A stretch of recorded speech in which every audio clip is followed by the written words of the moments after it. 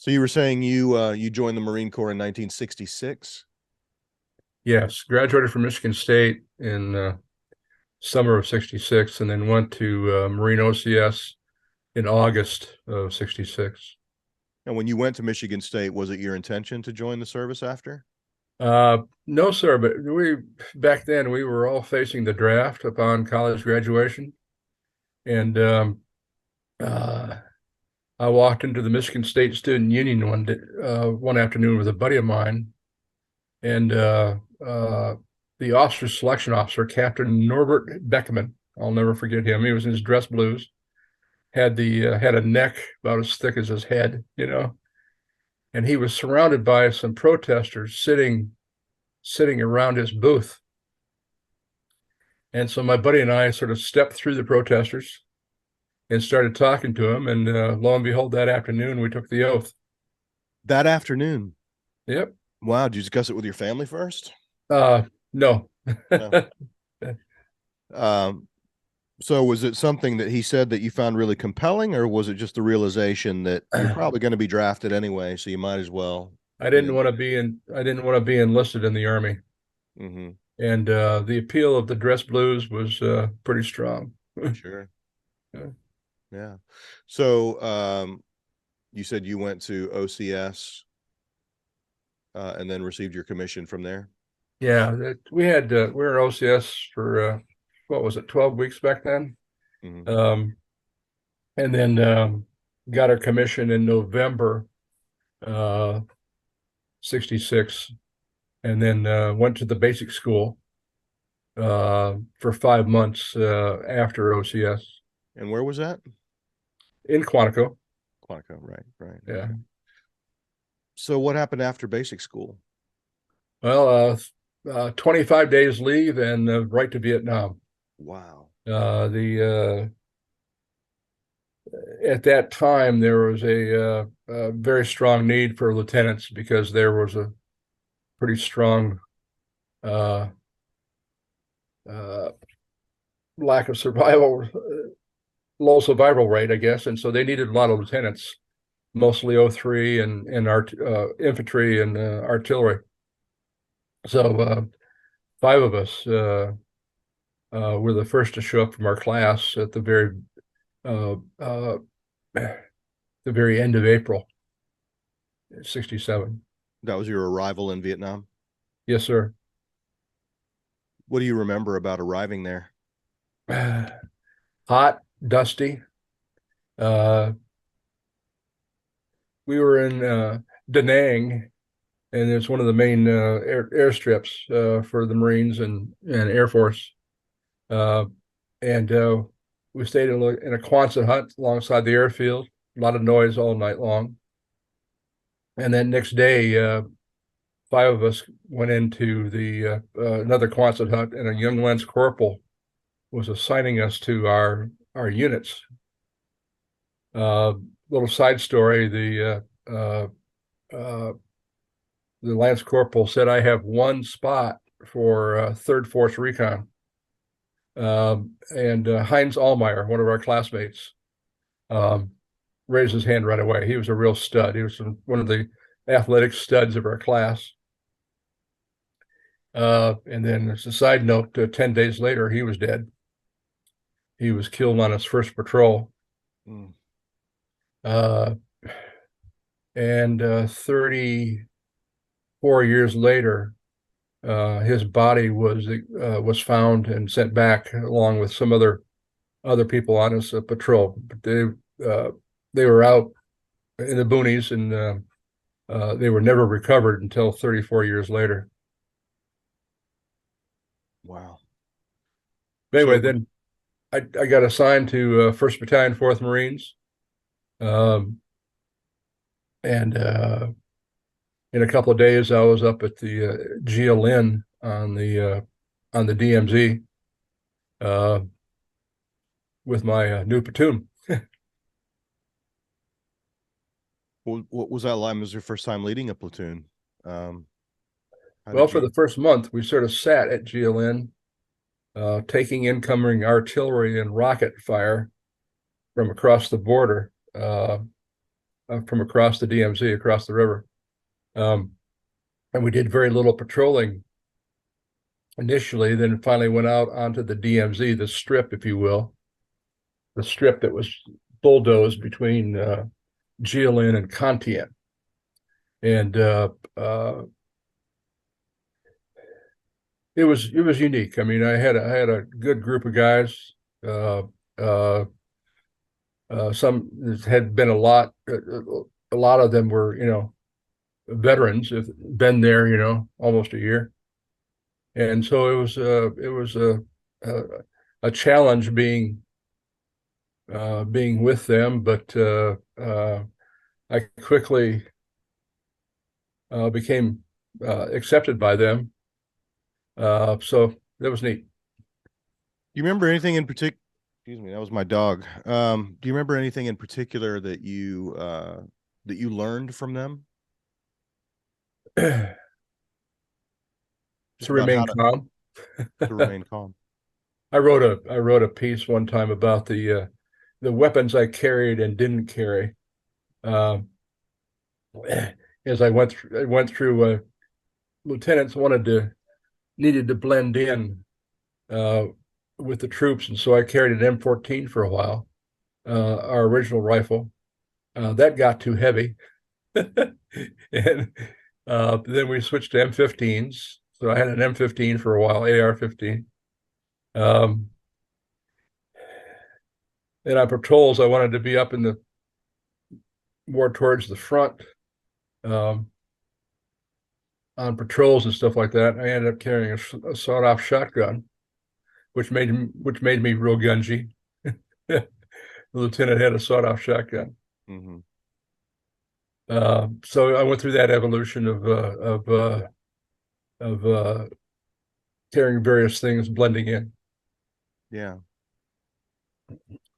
Um, I've talked to a couple of combat infantry platoon leaders from the Army, and they've said that usually you'd be out there, in combat situations leading a platoon for 6 months. And I don't know if it was an official policy or an unofficial one, but after 6 months, they usually try to rotate you into a staff position because they figured the stress of leading a platoon in combat and enduring everything that your platoon endured, but also having on top of that the responsibility for keeping them safe and effective.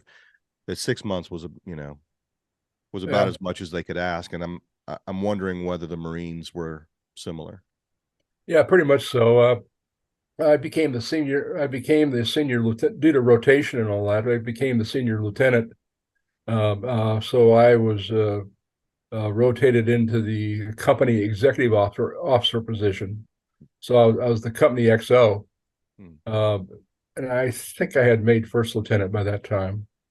Um, and then so that became more of a. Sometimes it was a more of an admin rear area if we were in a rear area position where I was responsible for the record books and the company office and all that kind of stuff. Um, a couple of issues. I mean, I had two different captains that uh, I was the second in command, and when they got shot or wounded, I took over the company. Never for very long because there's always a Marine captains ready to come in and take over companies. So I was the company commanding officer two different times after the captains got shot. And then at about the 8th month period, they made me the S2. I was the intelligence officer with absolutely no training, but you Mm-hmm. know. So I spent my last 3 4 months as the battalion S2. So if you got there, you said you got there in April, and Marines do 13 months. Right. So you were there for Tet Yes. at the tail end of your tour. Yeah. Well, it came in January, February. Then I left in Yeah, May of '68. right. So where were you during Tet? Uh, During the actual pet offensive, we were 25 miles west of Way, uh, acting as security for some artillery units, Army 175 guns and Marine 155 self-propelled guns. And they were firing into the Oshawa Valley, and we were at several different sites out that way, protecting the artillery groups. And then later on, we came back to Camp Evans, uh, south of Way. So I spent my entire time in the I Corps region. Started at GLN and then finished at Kantian. Mm. And when you came home, was it were you injured, or was it just your 13 months were up? Yeah, 13 months was up. I was not wounded. I was uh, cut from falling several times, but I was fortunate to never be wounded. But came home in May. Uh, on had leave obviously in my hometown, my home in Michigan, uh, on the way to Camp Lejeune, North Carolina, where I was first a platoon commander in Fox 26 Second Battalion, 6th Marines, and then we went on got married in September of '68, and then left shortly thereafter for a cruise in the Mediterranean for what, 4 months. And down there, I became the XO executive officer of H&S Company. Then I became the commanding officer of H&S Company. So Uh, you're a uh, captain by this time. uh, uh, Not, I can't remember the date when I was a captain, but uh, no, I wasn't promoted to captain until I got up on independent duty. Mm.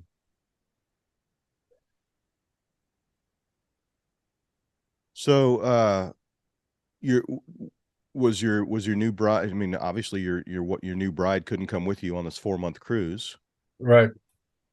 So where She was stayed she? in. She worked for Onslow County Social Services. There in Jacksonville. While I was going, Jacksonville, Florida? Jacksonville, North Carolina. Oh, I didn't realize there was a Jacksonville in North That's Carolina. where Camp Lejeune is. Okay. Okay. It's over on the coast of North Carolina. Yeah, that's amazing because I'm pretty familiar with that coast. I don't remember I don't remember a But Jacksonville. Jacksonville, then the air station was New River. Okay. All right. Then the Marine Air Base over that way was Cherry Point, Mm. all fairly close to the coast. Hmm. So when you came back from the Mediterranean, uh, you were at Camp Lejeune? Yes, yes. The Getting into the independent duty is that I was thinking about making the Marine Corps a career, and but I wanted to try something other than Fleet Marine Force duty. So they came up with this idea that, oh, gee, we got this billet for an assistant inspector instructor up in Flint, Michigan. Well, that was appealing to me because Flint was I'd grown up in Michigan. My hometown was a couple hours from Flint, and of course, I went to school in East Lansing. So, uh, in an effort to find out more about the Marine Corps, I took this job as an assistant inspector instructor. Um, and it was a Delta 1st Battalion, 24th Marines that were up there, the reserves that were up there. But anyway, I guess I knew this beforehand, but uh, uh, when I got there, I realized that the priority of my assignment and my job was to be the Casualty Affairs officer for that part of the state. Uh, that's how I got involved in all the Casualty Affairs work, from May of '69 through November 1970. What kind of preparation did you have for that duty? None. I went on one casualty call with Major John. The instructor was John Slater, later Colonel Slater. Um, and I went on one call with him to assist, and then he said, "Ron, it's all yours." So I took over those calls, but there was no. I mean, they were. I guess I don't remember reading very much, but I guess there were regulations. There was an understanding of how it had to be done, how it should be done. But it was just uh, OJT. Yeah.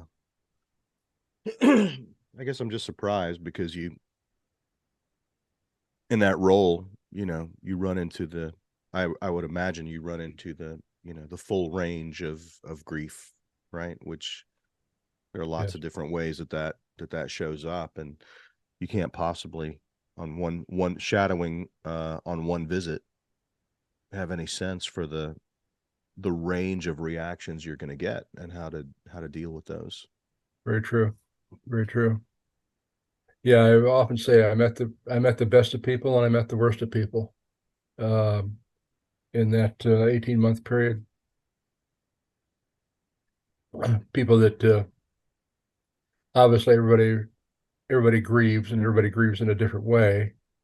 All right, but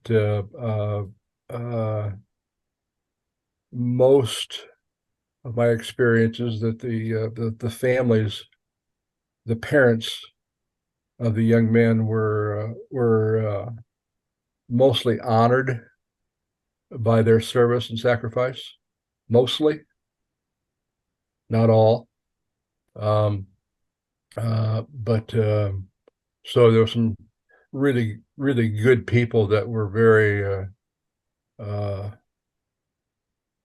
uh, accepting of us.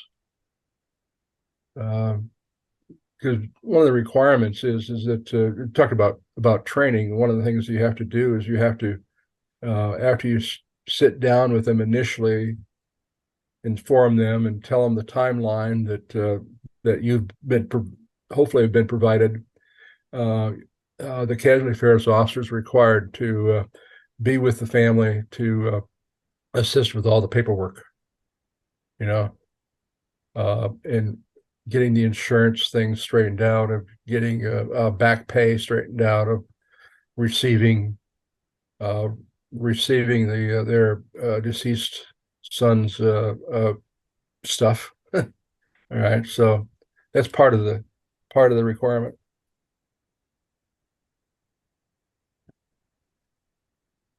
What's the earliest visit that you remember? Was it your first one, or was it a little farther in? When did you first have an experience in that duty that really stuck with you? First of all, this one issue is this is 53 years ago. Yeah, yeah, So uh, memories of a lot of memories disappear. They come back sometimes, but they sort of fade into, and they all sort of uh, merge into memories of trying to, of you lose the individuality, the individual experience. But I remember one family, just a typical uh, solid family, small town in America, uh, strong grief, but uh, uh, their son was a popular kid, in the high school, in the local area high school. And but anyway, it ended up where the insurance money helped them purchase a farm, in the honor of the son. Um, and I think I mentioned before there was one that I remember very well. all right, is that myself and the young sergeant that I had with me, we pulled up into the gravel driveway, and the mother, a very large Hispanic woman, comes out running towards the car, uh, screaming, hollering.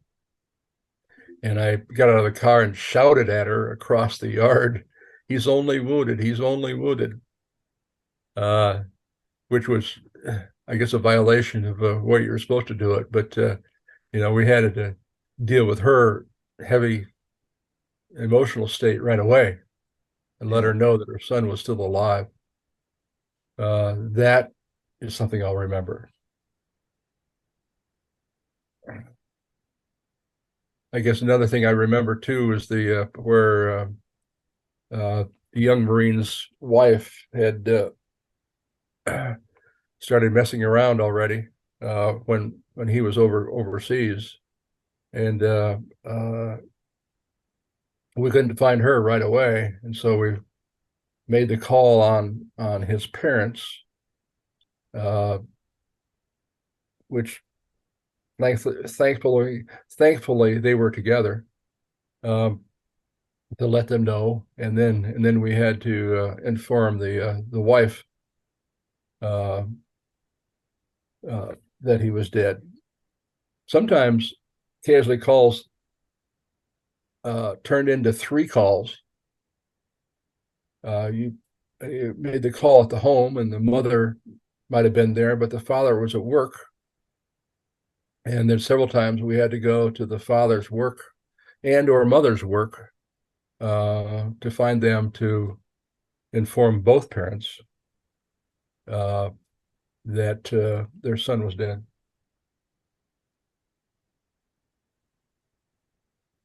So if the Marine is married, I mean, is there some sort of protocol that tells you who you have to inform first? Like if the Marine is married, does the spouse top the parents?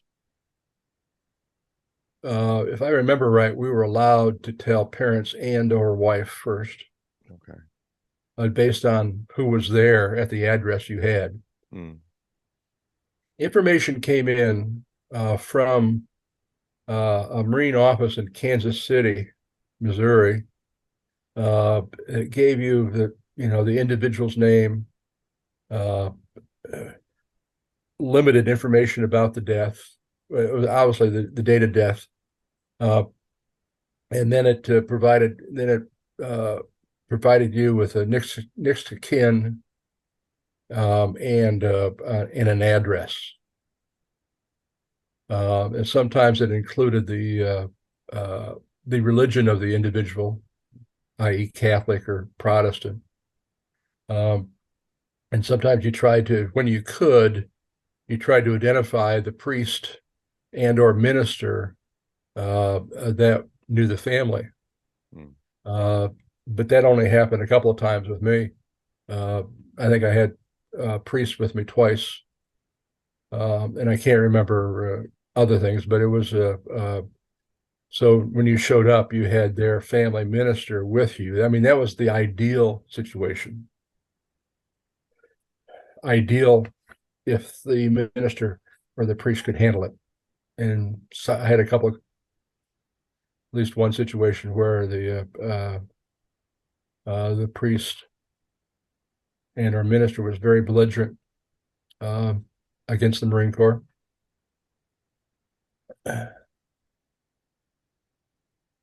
And we had several times. We had several times too when there were male cousins, brothers, cousins, whatever, that were somewhat belligerent. But we were usually able to calm that down.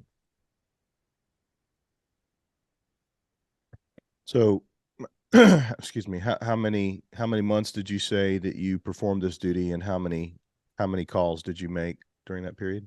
Yeah, 45 calls in the 18 months. Some of those were wounded calls. I don't remember how many, Yeah. but there were 45 calls from May 69 to November 1970.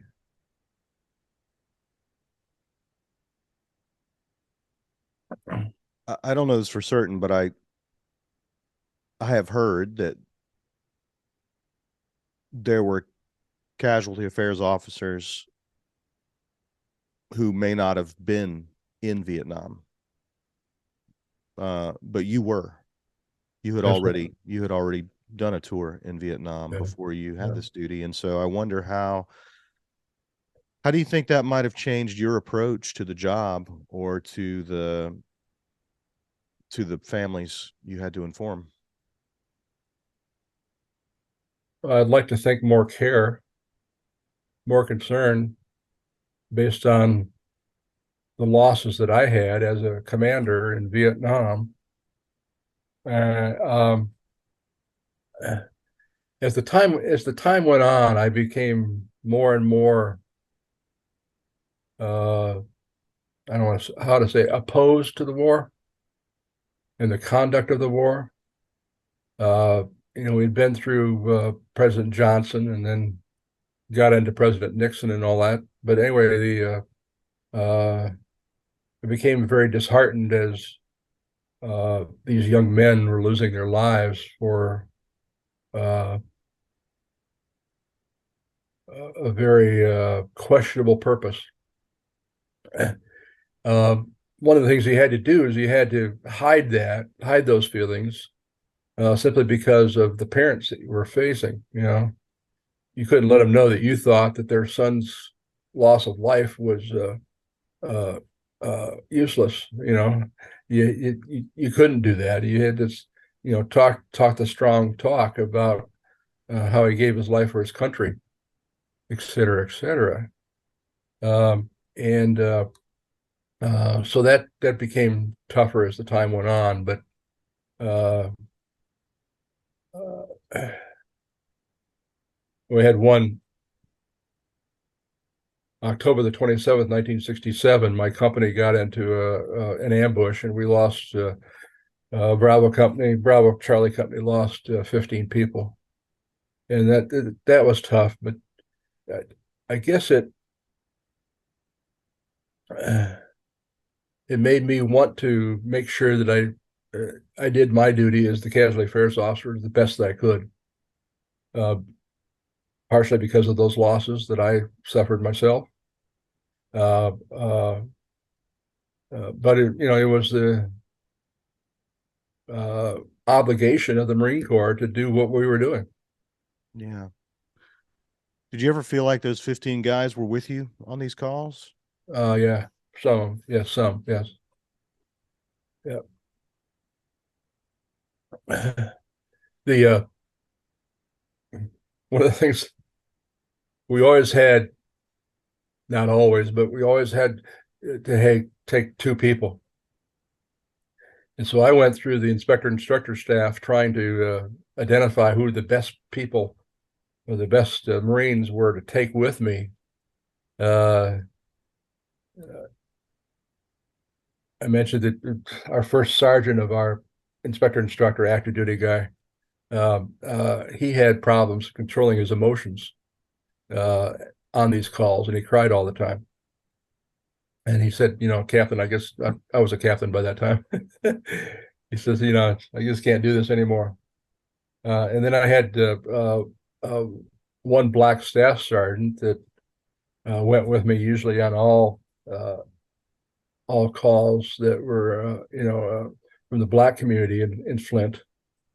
Uh, but I ended up with, and I guess uh, I ended up with a young E5 sergeant, that uh, small guy, uh, stocky but small guy. He was, uh, I remember his name is Woodard now, but anyway, he was a boy next door, and so I looked very young at that time, and so we sort of like had an easier time blending in with the families because we both looked young ourselves, and so as much as I think we were appreciated more. Yeah, like if you had been more mature, they might have been quicker to blame you. Yeah, Like they might have seen you as part of the decision-making structure, but if you have a young face, maybe they just you remind them yeah, of their son. yeah. That was the that was my thought. Yeah. how did you, I mean, it's a lot to deal with, right? I mean, 45 calls in 18 months is, that's a lot of grief to take on. Um, how did you cope? I mean, were you just able to compartmentalize, so that when you went home at the end of the day, you didn't think about work anymore? Or how did you, I can't imagine how you processed so much grief in such a short time. Other people's grief. Yeah, it was a challenge. Whenever we had a funeral, uh, the I&I staff and some reservists joined us, as the pallbearers and the holding the flag and all that kind of stuff. When we left the cemetery, we found the closest bar and stopped and had drinks just to get over that the time at the cemetery. And so we became real lighthearted. We tended to become very lighthearted as quickly as possible. But we had as far as the reserve duty goes, we had a staff of what, 11, 12 that were active duty Marines that were responsible for training and controlling the reserve unit. But we had we didn't spend a lot of time working hard at that. We About 11 o'clock, we went on our run, casual run. Then we played volleyball for about an hour um, in the reserve center just to get over that. And then sometimes after volleyball, we showered and changed clothes and went to the Diamond Bar, which was close by. And this includes the major and myself and first sergeant. And we left one guy back on duty to answer the phone at the reserve center. And if we had a call that came in for any reason other than a casualty call, I could be back at the reserve center in 5 minutes. So uh, we were less than dedicated to performing a full day of duty. Yeah. Yeah. Well, I mean, a half day for you guys is pretty heavy. But sometimes I had to come back to take a call. And like I said, it'd be one or two sergeants from Kansas City that, would say, "Hey, we got one for you." And then I'd have to select one of the other staff members to go with me, and we go make the call. When you received the information out of Kansas City, you said that there was a timeline. Usually, you had some information you could share with the families about the circumstances of. Yeah, usually very little. Yeah. The date of death. Uh, I've probably heard this before, but there were several uh, friendly fire deaths, and that wasn't usually available and or shared at the beginning. It came up later on. Usually, How do you mean later on in the conversation or later on? later on, buddies and or the commanding officer of the individual would write a letter. Somehow the families found out Sure. from the command that there was an issue of friendly fire. I think that happened a couple of times. Mm-hmm. Uh, I don't have any real knowledge of anybody in the chain of command necessarily trying to hide it. I think I read about it later on, more than I actually experienced it. Mm. But it definitely did happen. Every once in a while, you hear stories about men just getting in fights with each other. You know, there are a few really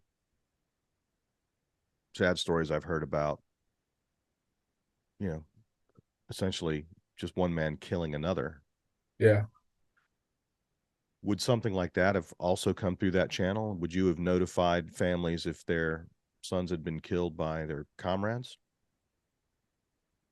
I suppose so. Yeah. I don't remember. I just didn't know if there was a different channel I for had that a kind of no. circumstance. I mean, as far as casualty notification, you're it for your area. I see. Backed up by your command, if you will. If I was indisposed, I think Major Slater would have had to, make the calls. Um, but I had, yeah, I mean, uh, one of my classmates, Tim Rohweiler, was victim of fratricide, killed by some troops that didn't like him very well. So I'm, and there's some stories about his father being informed. I can't remember the details and stuff like that, but it caused some real issues when there were other Marines involved in somebody's death. Yeah, After 53 years, it's challenging to remember what I remember versus what I've read since then. sure. Uh, I'm a heavy I'm a heavy reader, and I think I've read a lot of or most of uh, the Vietnam novels and the Vietnam autobiographies that have gone out. And sometimes after 53 years, things tend to blend themselves together. Yeah. Yeah. Well, everybody's, there's all sorts of science now that just demonstrates how bad we are at remembering. All of us. We're all just terrible at it. Uh, Things get munged together for everybody, I think. I have a couple of friends that are exactly the opposite. The detail that they remember about their war experiences is just amazing. All right. But those individuals are few and far between. Yeah. Yeah. So are there ways that you look back on that experience as a casualty affairs officer and you think that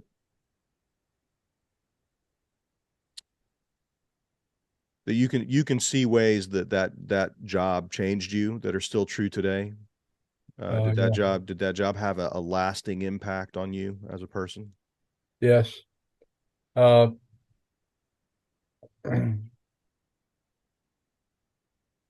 I believe that most of us, my classmates, I'm talking about now, the people that I know or knew or know, some have passed, others that are still around.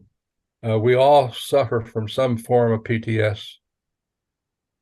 Um, and the flashbacks happen to each of us. The dreams are still there, the nightmares are still there, but it affects each of us in different ways. Uh, I read some books about uh, post traumatic stress, but also post traumatic uh, uh, growth. And uh, one of my results, or one of my what's the word I want is that I'm I get very emotional uh, very quickly. Uh, and it usually involves somebody else. I mean, I can cry on the drop of a dime, you know. Uh, from an emotion of whatever, some hearing some great music or somebody accomplishing something very good. I get emotional over that, Hmm. and I don't think I ever was that way before. But it's post traumatic growth just means uh, emotions are on the tip of your our experience.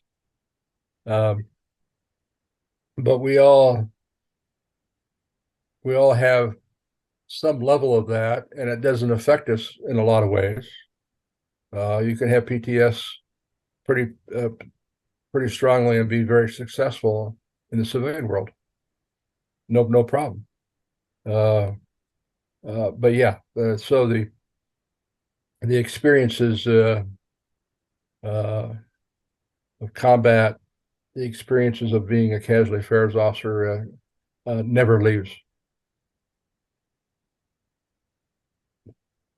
Yeah, I find that interesting because, I talk to a lot of Vietnam vets, obviously, in this role, and most of them are, 70, give or take, Yeah. right? In their 70s. And for many of them, their entire lives were defined by 1 year out of Mm-hmm. 70. But when I talk to casualty information officers, the amount of time they spent doing that job left just as big an impact as Yeah. their tour in Vietnam. I've also long believed that uh, PTSD became an excuse for later actions. Um, in some individuals, all right, they said, "Hey, wait a second, I can blame this on PTSD for my bad actions later on in life." That's happened. I know it's happened. I've seen it where the experiences of Vietnam became their fallback, and uh, and if you went in a lot of cases, if you went over with issues, you came back with issues. If you went over into the drug scene, you came back into that same scene. Now, these are exaggerations. These are one-offs. All right. But uh, if you went over with your crap together, uh, uh, you came back much the same. It changed, but you, you overcame the issues that combat and or losses caused. And in no way am I trying to downplay the whole issue, but um, I'm wondering about I read now and I uh, understand the issue of suicide, veteran suicide, and there doesn't seem to be a common denominator. Suicide is a issue with people that were not in combat. All right. Uh, uh, Other issues caused a lot of that. And in no way am I trying to downplay it, but it's interesting to try to understand the reason for veteran suicide.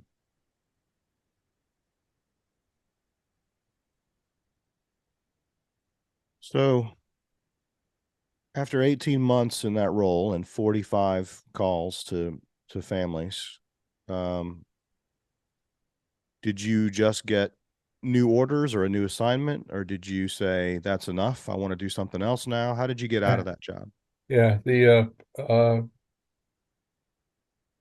my expiration of active service was supposed to be November the 15th, 1970. I had extended for 1 year to go on independent duty. Well, I was still thinking about making the Marine Corps a career, and so in the fall, late summer, fall of 1970, I applied for augmentation. And when you're a reserve officer, you have to apply for augmentation to be accepted into the USMC. All right. Well, the problem is that the results of the augmentation board were not going to be published until December 70. So anyway, the major and some others pulled strings and found out from headquarters Marine Corps that I was going to be accepted for augmentation. So anyway, we're into November, and the Sunday before I was supposed to get out, following Wednesday, uh, I got a call from Kansas City, and they said, "Captain Morgan, we got one for you," and it was a casualty. And I took down the information and thanked them very much, and said, came up about why I was thanking them. I said, "Well, you made my decision. I'm getting out of the Marine Corps on Wednesday." So that call that I got on Sunday with a casualty, I went out and made the call, and then 3 days later, I got off active duty. And the joke is, if you will, is that if I hadn't got that call on that Sunday, what would my life been like? Would I have stayed in? And if I'd have stayed in, what would have happened? Well, when I got that call on Sunday, I knew that if I didn't get out of the Marine Corps, if I didn't get off of active duty, I had at least 6 more months of duty up in Flint doing casualty affairs work.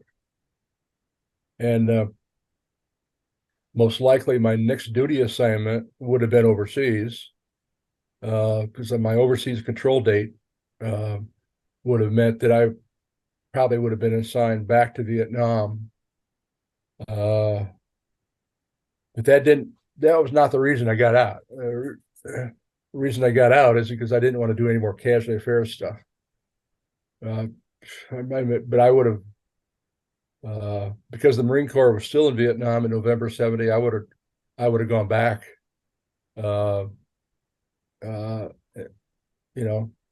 as much as I was opposed to the war, my orders would have probably meant I was back in Vietnam, and which would have been okay. I just didn't want to do any more casualty affairs stuff. So you got that call on a Sunday, you made the visit, and then you left the Marine Corps. You left active duty on Wednesday. Yeah. I joined the reserves the following year. I started my reserve career. I moved down to Indianapolis, Indiana, and for a civilian job, and then joined the reserves down in Indianapolis, and then stayed in the reserves for the next 24 years, 26 years. Yeah, you said you retired a colonel? Yes, sir. What did you do in civilian life? I worked for various contract food service companies. Growing up in Hillsdale, Michigan, a company called Saga had the contract food service at Hillsdale College, and I worked there as a high school kid. All right, and then when I was looking for jobs, I thought about going to law school at the University of Michigan, but I had a family, all right, and a son on the way, and I had to have a job. So I got into contract food service with a company, and then my whole civilian career was in contract food services, both as an operator, district manager, and then a sales guy. I ended up selling contracts or getting contracts for the company. So it was contract food service. Fortunately, I had a lot of the summers off, so it was very conducive to doing reserve work. And a Yeah. lot of summers I did 6 weeks of active duty in the reserves, either in schools or exercises. Um, and then I had one time I was activated. I had made colonel, and I was activated to be a senior watch officer at headquarters Marine Corps during the Somalia uh, experience. So it was conducive to maintaining a pretty good reserve career. Yeah. So during all those years in the reserves and all the years since, have you been in touch? Have you been active at all in the Vietnam veterans community? Is that a Yes. Well, for years uh, I was a officer and national officer in the Marine Corps Reserve Officers Association, which was called McCroa, um, and with a lot of Vietnam vets. Um, the uh, and then now I'm still active in the Military Officers Association uh, here in Charlotte, and we do a lot of veteran support activities with some very good veteran support organizations here in Charlotte. Um, what is that? Can you talk about what that work means to you? well, veteran support um, had a couple of grants that our chapter was provided uh, support for veterans, and my uh, thought at the very beginning is that we're going to be supporting young veterans and the families.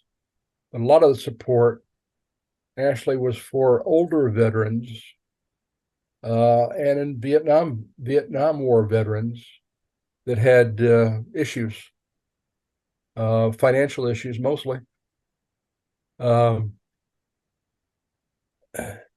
but the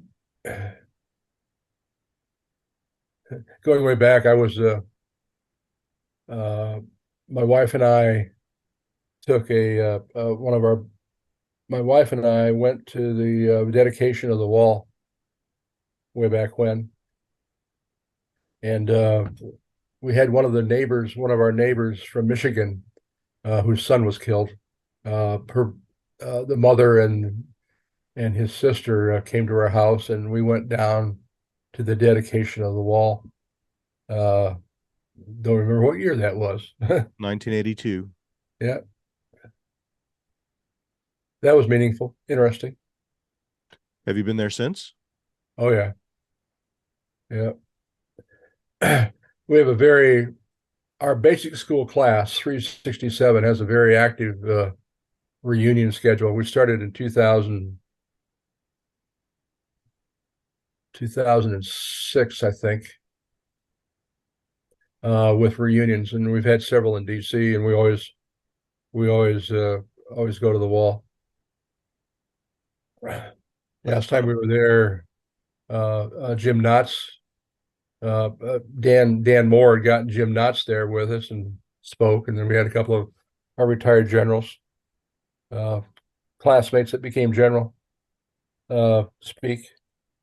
Um, and it's a very continues to be a very moving experience. Very moving. I'm sure your 15 guys you talked about um, are all together on the wall. Do you know off the top of your head which panel? No, I don't. I don't remember. I know I had several other casualties that are spread out, based on the timeline. I lost one my first week in country. Lost one of our guys, Corporal Fitzgerald, who was the son of a sergeant major. which is anyway. The no, I don't know the panel. Mm. And the the jock who raised his hand for the recon duty and was killed 10 days later. Do you remember his Yeah, name? Heinz Allmeyer. Memorial Day, 2 years ago, Memorial Day. My son is in the Navy, or he retires from the Navy this June. But anyway, he was at the Pentagon, and Memorial Day 2 years ago, we went to Arlington, and I went to the gravesite of Heinz Allmeyer, and and they have a common headstone that he and three or four others have their names on them. But I stood there at Heinz's headstone and read off the 47 names of our classmates that we lost back then. When you say classmates, you mean your OCS classmates? Yeah, OCS and basic school, Hmm. the 47. 47. Yeah, 10 of which were helicopter guys that we were in OCS with. But back in '67, those guys that were going to flight school did not go to the basic school. Hmm. They went right to Pensacola. So 37 ground officers and 10 helicopter pilots. Then we have a memorial at the Marine Corps Museum out in Semper Fi Park that we put up in 2012 with all the names on it.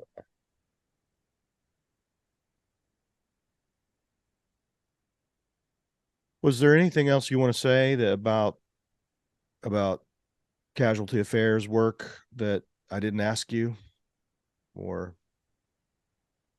just any final thoughts on what it was like to have that job?